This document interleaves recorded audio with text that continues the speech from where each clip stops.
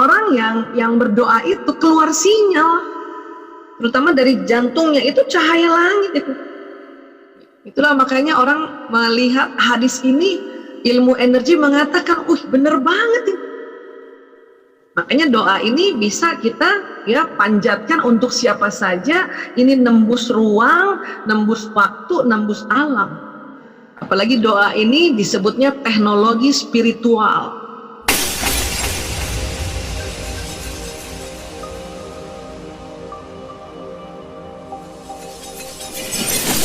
Assalamualaikum warahmatullahi wabarakatuh. Alhamdulillahirabbil alamin. Wassalatu wassalamu ala asyrafil anbiya'i wal mursalin wa ala alihi wa sahbihi ajmain, amma ba'du. Kita juga harus tahu hormon kita yang namanya estrogen. Lihat ya, setelah 10 tahun nih, apalagi anak sekarang ya, mensnya kan 10 tahun ya. Naik tuh estrogen kita nih. Ya, sampai usia-usia topnya nih 20 sampai 30-an lah. Setelah itu mulai menurun. Ya, kita kan udah 50-an ke atas ya. Ya, kita ada di sini kali ya. Jadi udah mulai turun estrogennya. Dan nanti pas pasca menopause habis sama sekali ya. Walaupun mungkin ada sedikit gitu ya. Nah, ini kita harus paham nih, harus aware terhadap kondisi kita. Kenapa? Karena estrogen inilah untuk perempuan salah satu yang membuat bahagia, membuat happy itu estrogen. Di luar tadi hormon dopamin, endorfin, serotonin, oksitosin, perempuan itu yang bikin happy itu estrogen.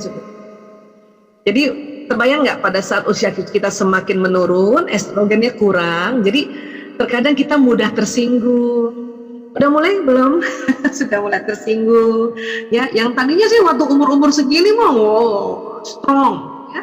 Apalagi estrogen ini hormon ratu, dominan. It's okay, nggak apa-apa gitu kan. Nah, tapi itu tadi sudah umur sekian ini kita harus sadar ya, kita harus aware dengan bahwa estrogen memang menurun ya. Kalau laki-laki sama testosteronnya nih, apalagi usia-usia balik sekarang 10 tahun udah mulai ya, sudah bisa ya mimpi basah. The top-topnya juga 20 sampai 30-an ini ya. Nah, bedanya testosteron pada laki-laki tidak habis, memang berkurang. Bahkan dikatakan ilustrasinya di sini sampai umur 100 tahun pun testosteron pria nggak habis. Inilah yang membuat laki-laki mau 70 tahun, 80 tahun kemudian ya menikah dengan perempuan yang masih produktif, kemungkinan punya anak masih tinggi. Karena testosteron ini yang menghasilkan sperma. Nah, sperma ini kan pada saat ya walaupun 70 tahun usianya tetap masuk ke dalam rahim seorang perempuan atau rahim istrinya. Yang penting perempuannya itu masih masa subur. Jadi telur nanti dibuahi oleh si sperma ini. Bayangkan sekali masuk pada saat hubungan intim suami istri itu antara 200 juta sampai 500 juta sperma. Dan ini luar biasa, ini bakal manusia semua ini sperma ini. Cuman hukum yang Allah buat adalah kalau satu sperma sudah masuk dalam satu telur, yang lain tidak bisa masuk. Ya, sama juga hukum peminangan atau hukum khitbah. Kalau satu pria sudah mengkhitbah seorang gadis, ya, yang lain udah nggak bisa khitbah lagi. Sampai kalau memang ya dia batal, barulah bisa mengkhitbah lagi. Itu hukumnya. Di dalam rahim juga begitu, Masya Allah. Ya, jadi ini sekali lagi, setiap anak yang lahir dari rahim seorang ibu itu adalah the winner, sang juara. Kenapa? Karena perlombaan dari antara 200 juta sampai 500 juta sperma. Ya, dan itu pasti yang terbaik saat itu. Untuk itulah kita dilarang membanding-bandingkan anak dengan siapapun. Bahkan dengan diri kita sendiri. Bunda dulu begini. Oh, itu anak paling gak suka. Ya, sebetulnya seneng aja anak dengar cerita waktu kita muda. Yang penting gak dibandingkan sama orang. Tapi kamu, itu gak suka mereka. Karena memang secara ya fitrah ini mereka the winner. Tapi dengan pertandingan saat itu, bukan dengan sperma pada saat penciptaan kakaknya sekalipun atau adiknya lagi nanti sekalipun. Apalagi temannya dibandingin temannya, gak mau deh. Ya, jadi hati-hati dalam memotivasi. Oke? Ya.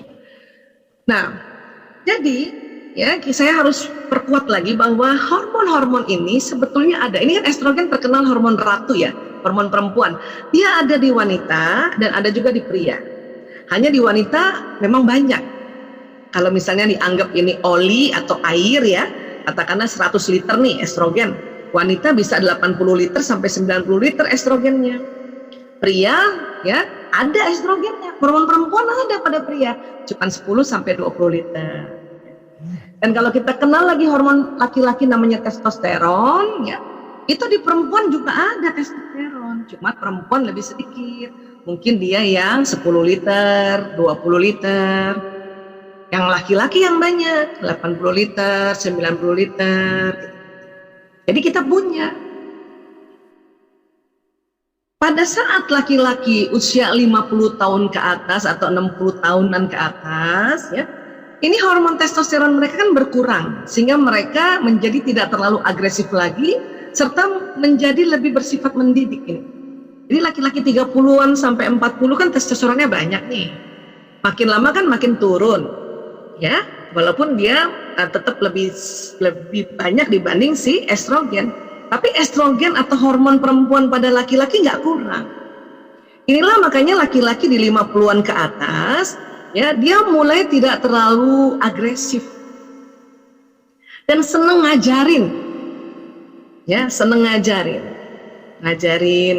bahkan istrinya diajarin, walaupun istrinya udah tahu sebetulnya tapi diajarin ya. Ini harus tahu juga nih, harus ngerti juga, kalau nggak berantem melulu nanti ya. Nah, jadi laki-laki mulai masuk usia paruh baya sudah dapat mengontrol emosi negatif karena testosteron tadi udah sedikit ya, dan juga dapat membiarkan emosi negatifnya rilis dengan sendirinya. Ini buat para laki-laki ya, karena tadi testosteron itu kan agresif. Testosteron ini yang mendominasi tuh ya, hormon raja itu ya, udah mulai sedikit ya. Bahan bakar yang menjalankan sirkuit otak laki-laki usia itu berubah ya. Lebih banyak pengaruh dari estrogen dan oksitosin. Estrogen hormon perempuan. Makanya laki-laki semakin tua semakin gagah. Kenapa? Karena ada estrogennya.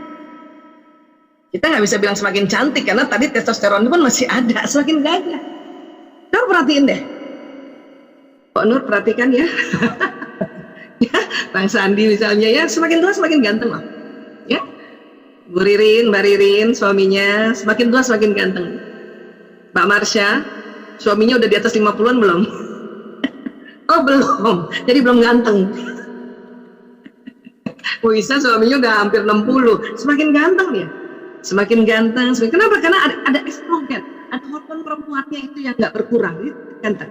Semakin mau pakai baju yang lebih bagus, semakin gaya, semakin memperhatikan penampilan, dan juga semakin ingin ditemenin, semakin ingin dipeluk-peluk atau ya kalau emang dia nggak suka dipeluk ya dipijat-pijat, kalau tidur, itulah laki-laki ya. Nah, dan juga semakin ya senang ngajarin, makanya dia cocok banget sama cucu-cucu ya, senang ngajarin karena yang mau denger ajarannya si bapak-bapak 50 tahun ke atas ini cucu. Kenapa? Karena istrinya mau diajarin, istrinya udah sering, udah berpuluh tahun. Anaknya mau diajarin udah pada gede, bahkan udah pada sekolah di luar negeri lah, atau sekolah di tempat yang lain. Makanya pada saat bapak-bapak berusia 50 tahun ke atas, 55 dan sebagainya, kalau punya cucu, itu cucunya itu yang nanti beruntung. Kenapa? Karena laki-laki semakin tua, apalagi yang levelnya memang CEO gitu kan di otaknya banyak sekali ilmu, banyak sekali pengalaman. Jadi cucunya yang beruntung.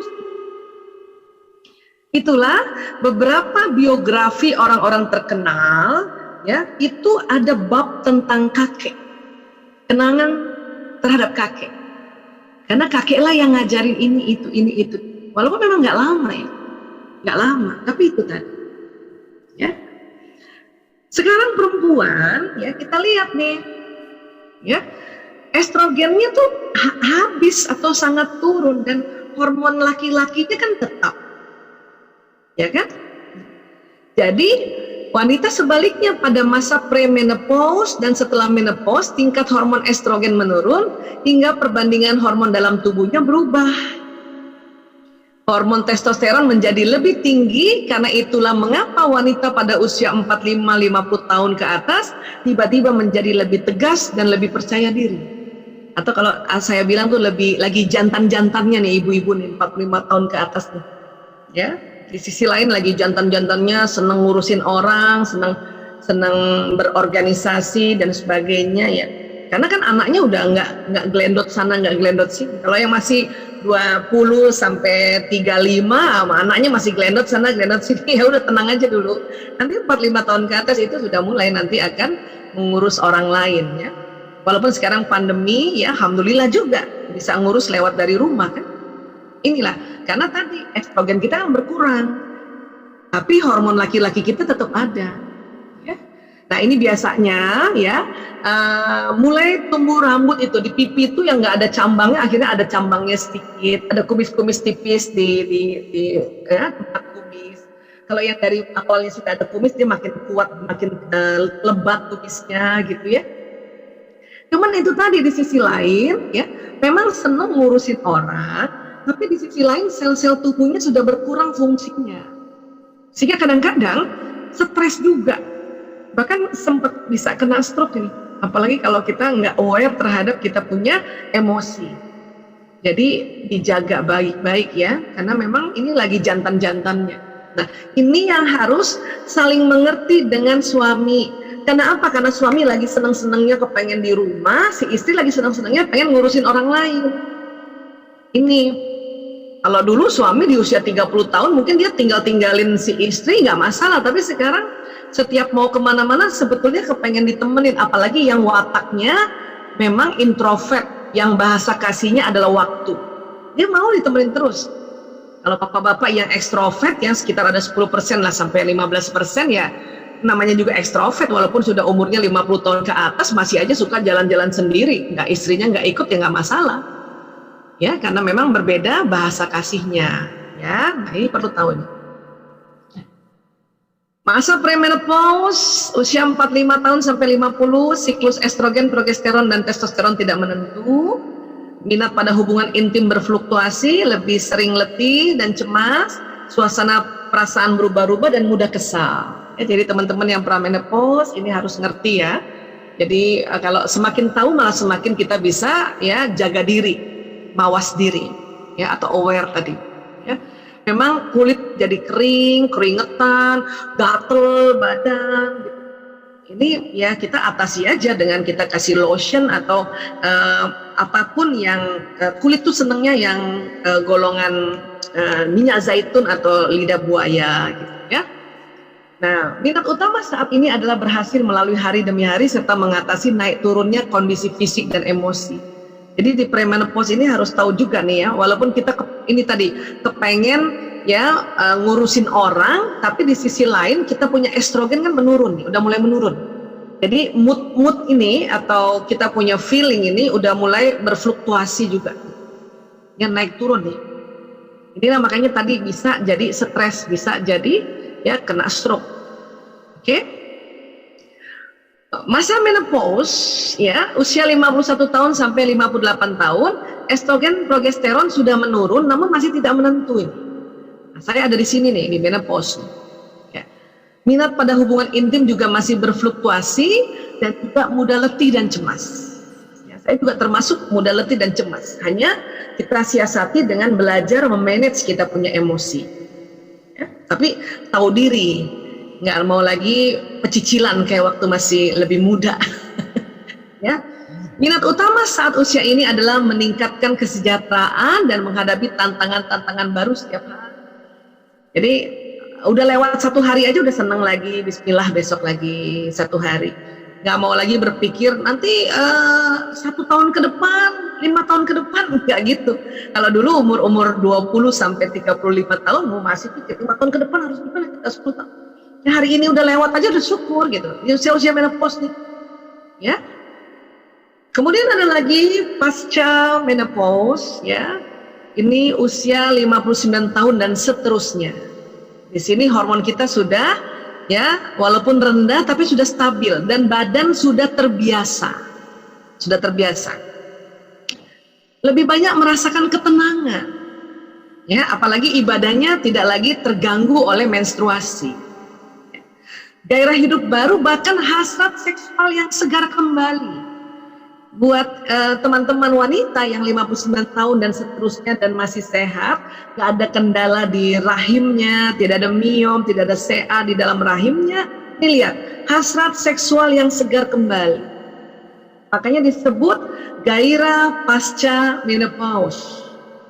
Ya, jadi luar biasa, ini ada masa yang wah, hidup perempuan ini asik banget. Tentu ditunjang dengan suaminya tentu ya. Kalau suaminya memang juga sehat ya, maka ya mereka menikmati dengan baik. Ya. Tapi sekali lagi ketenangan ini nih. Karena kita punya ibadah tidak lagi terputus-putus karena kita masa menstruasi. Ya. Minat utama saat usia ini melakukan apa yang ingin dilakukan dan mulai tidak minat untuk mengurus orang banyak. Ya, dia jadi umur 60 tahunan itu udah pokoknya alhamdulillah hari ini udah oke aja, nggak mau organisasi udah pasti mundur nih biasanya ya, walaupun masih senang memantau saja gitu. Saya untung belum 59 tahun, makanya lagi masih senang ngurusin orang, jadi mau juga untuk senantiasa berbagi. Dan tapi saya udah kebayang nih di usia 60-an ini udahlah ya, pokoknya kita yang ya melakukan apa yang ingin dilakukan aja, mulai menikmati. Ya paling nanti kalau ada cucu gitu ya. Tapi ingat nih buat ibu-ibu muda yang masih punya ibu atau punya mertua, ya jangan titipin anak terlalu banyak di usia orang tua kita atau ibu kita yang sudah 59 tahun ke atas, udah nggak sanggup. Kalaupun titip ya sudah, ya titip juga asistennya atau babysitternya, karena ini udah memang secara fisik, secara emosi, secara hormonal ini memang ya udah nggak minat lagi ngurus orang banyak walaupun senang punya cucu. Oke? Ya. Kemudian sekali lagi ya, sedikit lagi ya, tubuh manusia kan ini tadi nih, yang badan seluler ini.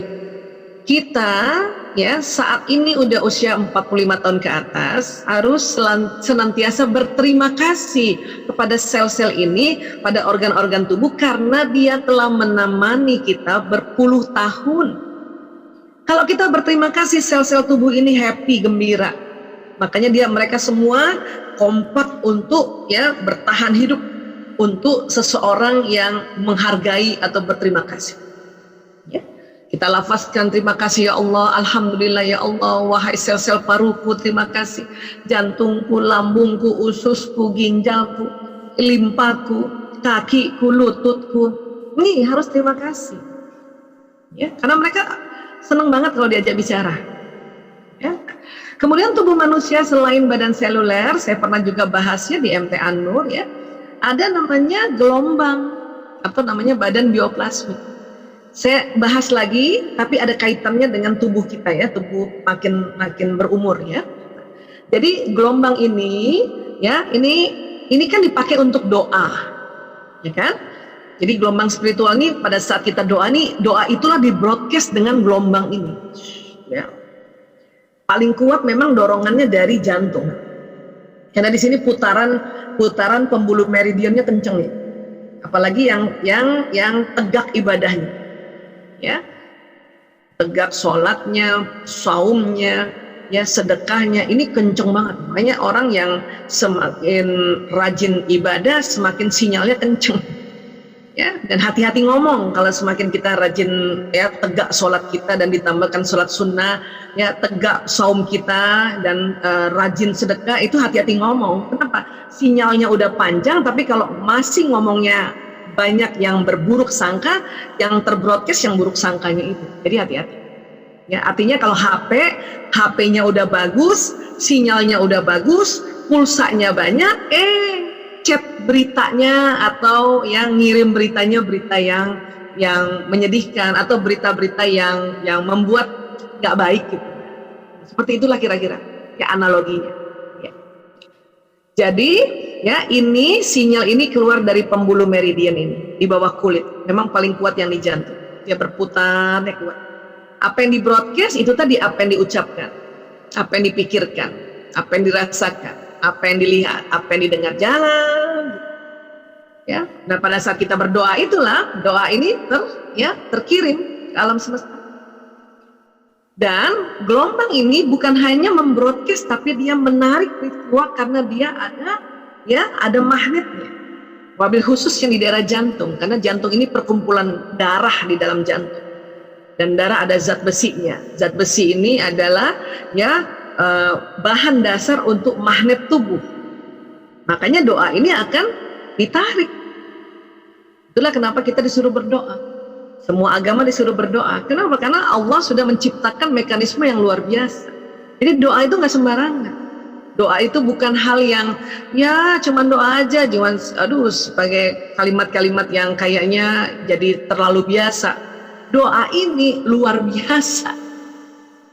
Ya, Insya Allah. Nah, kemudian Rasulullah bersabda, ad-du'a'u silahul mu'minin. Doa itu senjata mukmin, wa imaduddin, tiang agama, wa nurus samawati wal ard, serta cahaya langit-langit dan bumi. Makanya ternyata kalau doa itu senjata. Jadi belum apa-apa kita udah dikasih senjata. Tiang agama, orang yang senantiasa berdoa, agamanya tegak. Bahkan di dalam semua ibadah kita tuh isinya doa. Yang satu lagi, cahaya langit-langit dan bumi. Jadi rupanya orang yang berdoa itu keluar sinyal, terutama dari jantungnya itu cahaya langit itu. Itulah makanya orang melihat hadis ini, ilmu energi mengatakan, bener banget ini. Makanya doa ini bisa kita panjatkan untuk siapa saja. Ini nembus ruang, nembus waktu, nembus alam. Jadi kita harus sungguh-sungguh dalam berdoa ini. Ini senjata. Apalagi doa ini disebutnya teknologi spiritual. Nah. Yang luar biasa adalah pada saat usia bertambah, sinyal ini makin panjang dibanding waktu masih usia muda. Kenapa begitu? Karena ibadah kita sudah semakin banyak, bukan? Sholatnya semakin banyak, saumnya semakin banyak, sedekahnya semakin banyak. Kenapa? Karena ibadah itu yang membuka atau putaran dari pembuluh meridian ini. Katakanlah misalnya nih kita umur 55 gitu kan. Mulai sholatnya kan waktu umur 5 tahun. Berarti kan ada 50 tahun kita sholat. Walaupun mungkin ada berhenti-berhentinya buat yang perempuan. Tapi kan 50 tahun sholat, maka pembuluh meridian ini sudah semakin lancar. Makanya sinyalnya lebih panjang dibanding waktu kita masih lebih muda. Puasa juga begitu. Kalau mulai puasanya 5 tahun dan sekarang umurnya 55, katakanlah berarti kan puasanya udah 50 kali setiap tahun. Puasa yang wajibnya itu, puasa Ramadan. Belum lagi sunnahnya. Karena kita semakin tua, karena tidak terganggu dengan mens, makanya sholat kita semakin banyak, puasa kita semakin banyak. Apalagi sedekahnya, kencang nih, mantap. Itulah semakin usia kita, harusnya kita semakin bersyukur dan semakin gembira. Kenapa?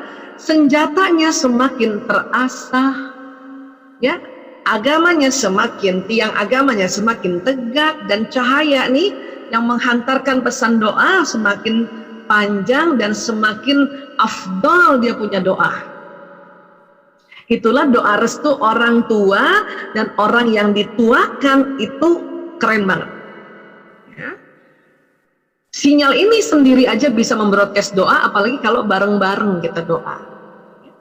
Tapi kan sekarang pada di rumah masing-masing, Wais.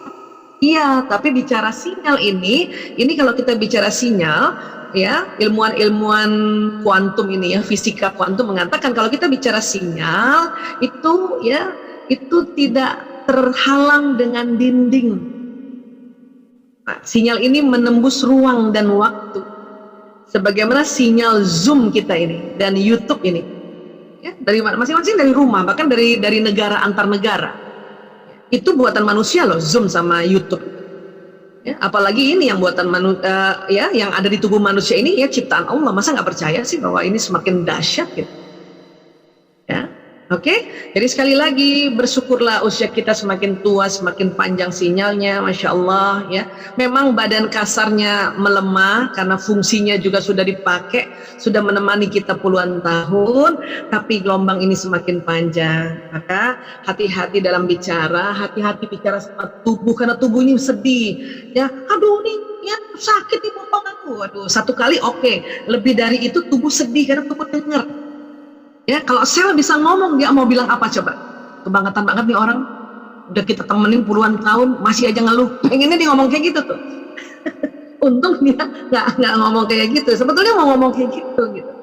Ya, jadi sekali lagi, ya berterima kasih kita pada tubuh kita, ya Allahu Akbar. Terima kasih ya Allah. Dan sambutlah usia tua ini. Makanya dikatakan semakin menua, semakin bahagia. Ya, tentunya harus tahu sedikit aja. Sudah tahu sedikit ini, insya Allah semakin bahagia. Ya, nah ini Mbak Nur, ya mungkin segini dulu. Barangkali nanti kita lanjut dengan